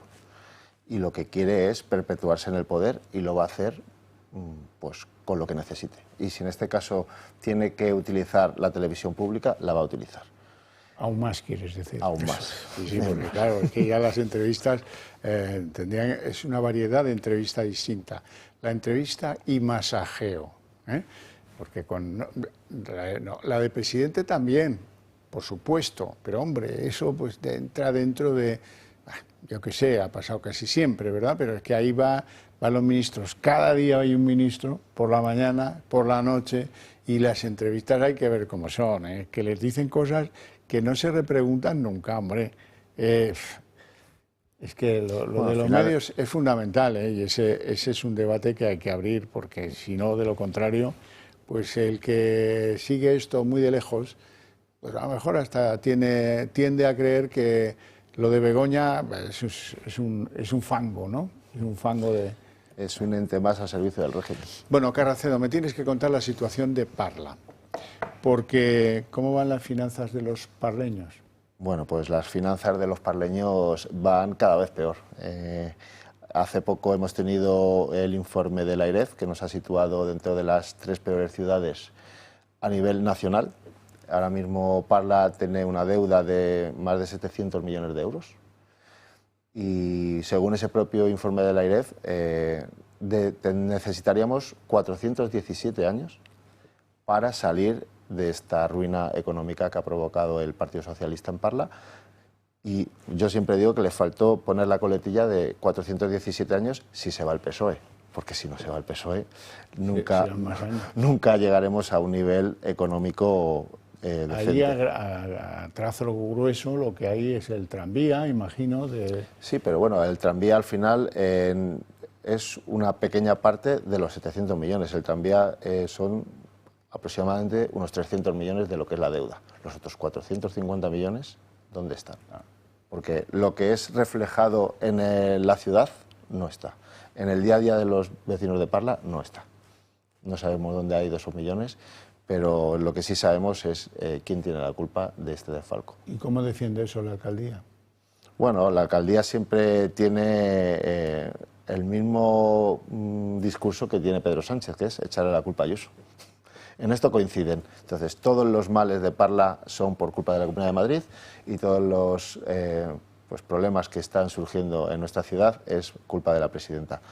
Evidentemente no tiene explicación y se tiene que buscar, en este caso, una excusa para poder justificarse. Bueno, menos mal que en Parla no hablan del pareja de Ayuso, por lo menos, ¿no? De este chico Alberto González Amador, ¿no? Porque ya sería el colmo. Bueno, ahora nos queda importante, y creo que está a punto de producirse la imputación de José Luis Ábalos. Eso es como el billar cuando se mete la bola negra, y creo que va a generar un desconcierto formidable y vamos a ver todas las cosas. Vamos a llegar al momento en el que todo va de bajada ya. Ya estamos en ese momento, de hecho. Pero algunos todavía no se dan cuenta, porque Ábalos puede decidir hablar, tirar de la manta, o no. No suele ser esta opción no suele ser entre los que están perseguidos por la justicia no es muy popular. Pero, oye, a lo mejor pues sí hay venganza.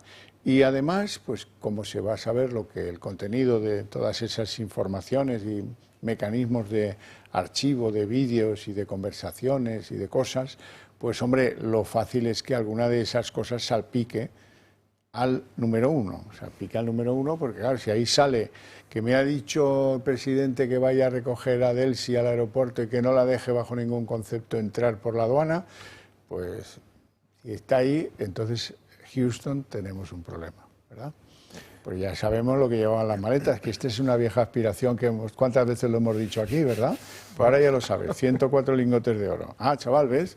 Ha valido la pena esperar, ¿eh? Ha sido para bien. Bueno, no tenemos tiempo para más. Lo dejamos aquí con mi agradecimiento a estos dos señores por su presencia y por sus opiniones en el programa y a ustedes por su paciencia e interés. Para ustedes, eso sí, tengo premio. El día en 30 minutos a la vuelta de publicidad.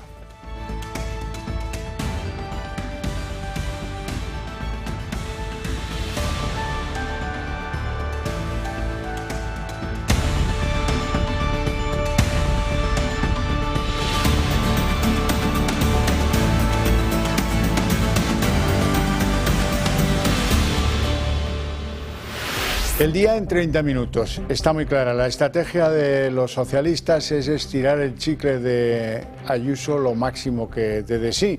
A veces hasta incluso con argumentos estrafalarios como el de Pilar Alegría, que leyéndolo todo decía hoy que eso es absentismo laboral, que no vaya a ver al presidente del gobierno el viernes en Moncloa para hablar de las finanzas de las comunidades autónomas. Y es que hoy Ayuso también ha aclarado su posición mucho más serena de ánimo y ha explicado que no es pues las cosas que se dicen de ella o las malas palabras que recibe de Sánchez y del sanchismo en general lo que la lleva a no ir el viernes a esa reunión, sino que sinceramente cree que es un blanqueo de los pactos que tiene Sánchez con los independentistas y con el asunto del cupo catalán. Así las cosas, Feijóo acorralado y en tablas, pues resulta que ha hecho una defensa muy de pasar por el tema de puntillas y sigue pensando el líder de los populares que desde su punto de vista es un error no ir a esa reunión. Sí, sin embargo, ha sido Miguel Tellado, el portavoz de los populares en el Congreso, el que ha salido al paso y en defensa de Isabel Díaz Ayuso. Dice lo que todos pensamos, que el Partido Socialista no puede hablar de absentismo cuando su líder se tomó 5 días de vacaciones después de la imputación de Begoña Gómez o cuando su hermano cobra un sueldo público por no ir a su puesto de trabajo. Asegura Tellado, además, tirando de ironía, que creen que desde el Partido Socialista con este tipo de argumentarios lo que quieren es deshacerse de Pilar Alegría. Ser presidenta de una comunidad autónoma comporta muchas responsabilidades. La primera es atender a todos los madrileños, a los que te han votado y a los que no. Y cuando la señora Ayuso decide no asistir a esta reunión, yo me atrevería a decir que es un claro ejemplo de absentismo laboral. Hombre, que el Gobierno hable de absentismo laboral después de los 5 días que se tomó Pedro Sánchez para asimilar la imputación de su esposa, y del caso del hermano de Sánchez, que cobra un sueldo público por no ir a trabajar. Yo creo que es una burla en toda regla. Yo creo que a Pilar Alegría le escriben argumentarios para tumbarla antes del Congreso Federal, que está pronto al caer, ¿no? Alberto Núñez Feijóo aseguró el pasado mes de septiembre que todos los presidentes autonómicos deberían comparecer a esas reuniones bilaterales con Pedro Sánchez. Sobre el caso de Ayuso todavía no se había pronunciado, al menos en público. Hoy lo ha hecho perseguido por una nube de periodistas que le han arrancado estas palabras que van a escuchar. Todo está explicado y toda la gente lo ha entendido muy bien. ¿Cómo no voy a respaldar a Ayuso? Bueno, Isabel Díaz Ayuso también se ha pronunciado hoy, más serena, como decíamos en la apertura, sobre su decisión de no atender a esa propuesta de Pedro Sánchez de reunirse con él el próximo viernes. Ella asegura que lo hace mirando por el interés de todos sus votantes, no por su propio interés, y también confirma que sí que asistirá a la conferencia de presidentes. Bueno, desde el principio he manifestado mis reticencias a esta ronda de reuniones. Lo que se pretende con ellas, primero, es que todos trabajemos para el presidente del Gobierno, que normalicemos una situación que en absoluto lo es, que asumamos que la caja común de todos los españoles se trocea. Y ojo, esto no va de dinero, y lo digo siempre, esto va de España. Yo no estoy haciendo lo que a mí me viene bien, yo estoy haciendo lo que considero que es conveniente. Pues el Gobierno sigue con la matraca de que Isabel Díaz Ayuso ha plantado a Sánchez. Uy, qué mala. La polémica es tremendamente estéril, entre otras cosas porque, vamos a ver, cuanto más lío organicen, más votos le van a dar a Ayuso, que hace de víctima estupendamente. Pero esa es la estrategia socialista, atizar a Ayuso. Hoy decía Pilar Alegría eso de que se trata de un ejemplo claro de absentismo laboral, motivado además por un capricho personal. Bueno, pues eso es un sinsentido descomunal, porque, mire, oiga, es que absentismo es la no asistencia al trabajo por parte de un empleado que tenía previsto asistir. Nada que ver con lo que hace Ayuso, que no quiere acudir ella a la Moncloa, es que ella no trabaja en la Moncloa, en fin, que no quiere ver a Sánchez y eso incomoda a quién y por qué. Y, en fin, como vasos comunicantes, la nube se traslada a Feijóo enseguida, le han acorralado en un corrillo la prensa y no ha sabido zafarse. Bueno, casi como un balbuceo, se pregunta retóricamente, ¿cómo no voy a apoyar yo a Ayuso? Y poco más. Algunas ideas, por si van escasos, en Génova.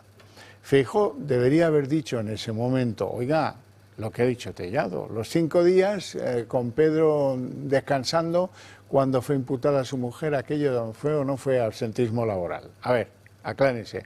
O para los que tengan incluso más memoria, Sánchez era líder de la oposición cuando fue llamado a una reunión por Mariano Rajoy, presidente del Gobierno, en 2015, y también lo plantó. ¿Aquello fue o no fue absentismo laboral? Conclusión, el PSOE va a aferrarse a cualquier clavo ardiente para salirse del foco de las innumerables críticas que recibe por la presunta corrupción. Mientras dure, pues van a seguir con Ayuso. Y en el plano judicial hoy hemos conocido que el Tribunal Supremo ha decidido desestimar 2 querellas interpuestas contra la ministra María Jesús Montero por supuesta revelación de secretos de la pareja de Isabel Díaz Ayuso, de Alberto González Amador. En su sentencia, el tribunal concluye que cuando María Jesús Montero, en sede parlamentaria, deslizó que Ayuso estaría viviendo en un piso pagado con fraude, esos datos ya habían sido publicados por varios medios de comunicación. Por cierto, que el tribunal ha sido exactamente el mismo que la semana pasada decidió imputar, esta vez sí por revelación de secretos, al fiscal general del Estado. Bueno, y la pareja de Ayuso ha ido un paso más allá y ha pedido al Tribunal Supremo que pueda acceder a todos los correos, tanto profesionales como personales, del fiscal general del Estado, de Álvaro García Ortiz. Su defensa pide intervenir ambos correos para conocer al dedillo los mails que fueron enviados y recibidos entre el 5 y el 18 de marzo. El fiscal sostiene que él no filtró los correos y que ya se habían publicado en varios medios de comunicación. Y el DAO del Ministerio de Marlaska le pide al general de la UCO que vigile la información personalísima de Ábalos en diferentes dispositivos de almacenaje, que por cierto provienen de uno de los pisos de Koldo. El director adjunto operativo, que es el DAO de la Guardia Civil, envió el sábado una nota sobre el caso Koldo a un grupo de WhatsApp que comparte incluso con José Luis Ábalos, presunto cabecilla de la trama de los contactos de la pandemia. Eso y el descubrimiento de que Ábalos ha disfrutado de un chalet que cuesta 20.000 euros y él no ha sido el que lo ha pagado, pues trae a colación toda la actualidad del caso Ábalos hoy. ¿Qué hay dentro del material que guardaba Ábalos y que ahora está en manos de la UCO? En Moncloa niegan cualquier intento de torpedear el caso. Que no sé ni de lo que me habla. Aquí, desde luego, hay una investigación que todos ustedes conocen. Lo único que le puedo decir en nombre del Gobierno es que siempre vamos a colaborar con las fuerzas y cuerpos de seguridad del Estado y con la justicia cuando así se nos reclame. Después de conocerse que el DAO, director adjunto operativo de la Guardia Civil, Manuel Llamas, y hombre de la máxima confianza de Marlaska en la Benemérita, habría pedido hacerse cargo de los archivos del exministro, 2 USB que contendrían información privada y personalísima de Ábalos. El pasado sábado, Llamas escribió a un miembro del Instituto Armado interesándose en una publicación de prensa de un conocido medio digital. No solo se lo reenvió a su contacto, sino también a otro grupo de WhatsApp en el que había por lo menos 100 personas más, entre ellos Mercedes González, directora de la Guardia Civil, que acabó borrando todo tipo de información. Según el debate, se trata en concreto de un disco duro y de 2 pendrives que se encontraban en una funda de zapatos y que fueron intervenidos por los agentes de la UCO en uno de los registros realizados en la casa de Benidorm de Koldo García. El cabecilla de la trama ya advirtió entonces a los agentes con un "lo que hay dentro es gordo". Y hace unos días, el exministro incluso habría solicitado a la Audiencia Nacional que le fuese devuelto todo el material. El contenido de los dispositivos, que aún no ha sido descifrado, podría tener información sensible no solo del ministro, sino también del propio Sánchez, y que podría reforzar los indicios de su implicación en el rescate de Air Europa y también en la visita de Delsi. Otra de las informaciones que también podrían salir a la luz tendrían que ver con un segundo chalet en Marbella, ubicado muy cerca del prostíbulo del Milady Palace, del que disfrutó el exministro Ábalos durante al menos 3 semanas durante la pandemia. Se estima que la estancia rondaría los 10.000 euros por semana y que él ni siquiera lo habría llegado a pagar.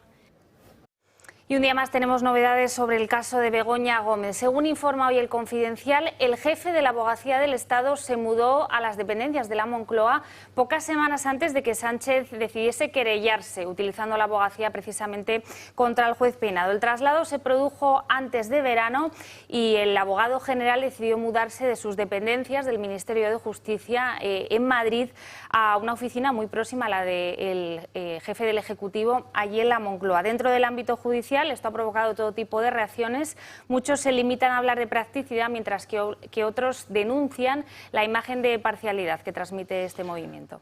Y el juez Juan Carlos Peinado, el instructor de la causa contra Begoña Gómez, ha retomado las actividades normales del juzgado en materia de este caso, que tanto nos preocupa a todos. Ha citado a una persona relevante, al responsable de los servicios jurídicos de la Universidad Complutense.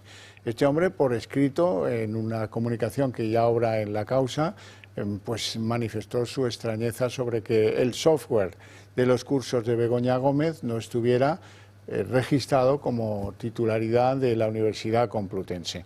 Ahora se trata de que dé las explicaciones hasta donde alcance este jefe de los servicios jurídicos y la cosa va a ir tomando velocidad. Recordemos que si el software no estaba a nombre de la Complutense, de ahí podía derivarse un posible delito de apropiación indebida y eso, a pesar, además de tener pena de cárcel, es un delito bastante fácil de demostrar si se ha cometido. Y vamos conociendo poco a poco la lista de comparecientes que ha pedido cada partido político para esa comisión de investigación en la Asamblea de Madrid sobre el papel de la Universidad Complutense en el caso Begoña. El último en publicarla ha sido el Partido Popular. Dentro de esta lista va a estar Pedro Sánchez, junto a él otros 54 peticiones de comparecientes, entre las que también está su esposa Begoña Gómez y el rector de la Complutense, Joaquín Goyache. La declaración de Joaquín Goyache y la de Begoña Gómez se produciría el próximo 13 de noviembre. Pedro Sánchez, le recordamos que no está obligado a comparecer, como sí lo está su esposa. Y Vox también ha hecho pública su lista de comparecientes en esa comisión de investigación de la Asamblea de Madrid. En total van a ser 74 los nombres propuestos. Entre ellos también está Pedro Sánchez, Begoña Gómez, cómo no, Víctor de Aldama o Javier Hidalgo, el CEO de Globalia. Y el escándalo sigue persiguiendo a Radio Televisión Española. En una maniobra inédita, el Gobierno ha decidido cambiar por decreto el sistema de elección de cada uno de los vocales para intentar sortear la mayoría absoluta del PP en el Senado. Ha rebajado las minorías y ha evitado que el Senado elija al número de consejeros que antes elegía para que pueda repartírselos de forma cómoda con sus socios en el Congreso. Una maniobra más para hacerse con el control de los medios de comunicación que, por cierto, tiene bastante poco que ver con ese reglamento en el que se amparaba para controlarlos Pedro Sánchez. Por decreto, el Gobierno cambia el modelo de elección del Consejo de Radiotelevisión Española. Que va a ser el Consejo de Administración más plural de la historia. El cambio que exigen el Partido Socialista y Sumar pasa a ampliar el Consejo de 10 a 15 miembros. 11 de ellos serán elegidos por el Congreso, 4 por el Senado. Y si no se nombra a los consejeros por mayoría de 2/3 en las Cortes, esto es 233 votos en el Congreso, en segunda votación bastará con una mayoría absoluta de 176. Así que sin consensos entre el Partido Popular y el PSOE, a Sánchez le bastarán los números para renovar el organismo público con el sí de sus socios de legislatura. Lejos quedan sus críticas sobre el control de la televisión pública. Pues mire, mi compromiso, Sergio, es el que haya unos servicios públicos de información y, por tanto, una radio y televisión española que no esté al albur ni al dictado de ningún gobierno y de ningún partido. Vamos a defender un modelo de radio y televisión española plural, independiente, pública, transparente y de calidad. Y visto el reparto actual, los de Feijóo, con mayoría tan solo en la Cámara Alta, podrían aspirar a 4 únicos cambios y siempre quedarían en minoría. Este Real Decreto persigue un triple objetivo para garantizar, como he dicho, su pluralismo, su profesionalidad y su estabilidad. La ambición del Gobierno es pactarlo con todas las formaciones políticas menos con una. Radio Televisión Española cuenta en la actualidad con una presidencia interina y 6 de los 10 miembros del actual Consejo tienen su mandato caducado. En las previsiones del Ejecutivo están que la renovación del organismo se haga en el plazo de un mes. Así que, una vez quede publicada la reforma de los nombramientos en el BOE, el tiempo corre para las dos cámaras, que tendrán cada una hasta 15 días para aprobar sus nuevas candidaturas. Bueno, y era de esperar, el Tribunal Constitucional rechaza recusar a Laura Díez del examen de los recursos contra la amnistía. El Partido Popular, al igual que con Cándido Conde Pumpido, ha tratado de apartarles a los dos por su vínculo con el proceso separatista. Ella, le recordamos, que fue exalto cargo de Justicia y él fue exfiscal general en la época de Zapatero. La mayoría progresista del Tribunal de Garantías ha impedido que ambos no participen en ese examen. Pese a la abstención de Juan Carlos Campo, que él mismo solicitó, el abultado bloque de miembros afines al Gobierno garantiza el blindaje del olvido penal de forma inequívoca. El tribunal aún tiene que estudiar la recusación del magistrado José María Macías, del bloque conservador, al que el fiscal general del Estado tildó de parcial por criticar la amnistía en su época en el CGPJ. Y en la página internacional, Hezbollah ha lanzado 2 oleadas de misiles contra 2 de las mayores ciudades de Israel, Haifa y Tel Aviv. Uno de los objetivos era la base de Gliot, sede de la unidad 8200 de inteligencia militar, ubicada en los suburbios de Tel Aviv. Estos ataques coinciden con la visita del secretario de Estado de Estados Unidos, Anthony Blinken, que habría pedido a Netanyahu una tregua coincidiendo con la muerte en Gaza del líder de Hamas. El primer ministro israelí habría insistido por su parte en una necesidad de cambio político y de seguridad en Líbano para permitir a los israelíes desplazados volver a sus hogares. Y en Cuba se viven apagones eléctricos desde el pasado viernes. Han durado varios días. Poco a poco se recupera la electricidad, pero en pequeñas zonas. En el resto, pues ¿qué es lo que pasa? Pues por ejemplo en La Habana falla el bombeo de agua corriente a las casas, falla el aprovisionamiento de gas. Apenas la mitad de la población puede cocinar en sus hogares. Y además de todo eso, los últimos coletazos de un huracán, y además de todo eso, pues de que falte pan, de que no haya luz, los hospitales están repletos de personas que sufren una enfermedad tropical, el dengue. Varios días han pasado desde que Cuba sufrió un apagón masivo y gran parte del país aún continúa sin suministro eléctrico. Caceroladas en forma de protesta, calles completamente a oscuras, inseguridad y falta de alimentos, combustible y medicinas es lo que se vive en la isla. Su presidente se ha visto obligado a sacar el ejército a las calles para evitar los actos vandálicos y ha amenazado con cárcel a todos los que protesten por la falta de luz. Se han comportado de manera indecente, han tratado de provocar alteraciones del orden público, han tratado de cometer algún vandalismo. Todo ello se ha agravado con la llegada del huracán Óscar, que ha tocado tierra en el este del país con fuertes lluvias y vientos de hasta 130 kilómetros por hora, dejando un panorama aún más desolador y complicado, con múltiples inundaciones, desbordamiento de ríos e incomunicación de las comunidades. Ya hay 6 fallecidos por este temporal e incluso hay sitios donde las brigadas de salvamento no han podido llegar. A pesar de ello, parece que la tormenta se debilita paulatinamente. Cubanos residentes en Madrid han llevado a cabo una vigilia en el centro de la capital para intentar dar voz a la situación y que el mundo les escuche. Los cubanos llevan meses afrontando apagones constantes, pero lo vivido actualmente es una de las peores crisis de las últimas 3 décadas. Todavía colea el accidente ferroviario del pasado fin de semana entre Atocha y Chamartín y que generó unos audios muy significativos. Los escuchamos. Y encima han debido de aislar todos los frenos. Entonces el otro tren, o sea, no ha descarrilado el tren entero, ha descarrilado la unidad de cola, porque se ha puesto a la deriva y ha ido a la deriva todo el túnel. Encima hay una pendiente del 30%. Entonces la unidad esa que iba a la deriva ha ido a la deriva todo el túnel hasta Jardín Botánico, y en Jardín Botánico había un tren con viajeros esperando, parado.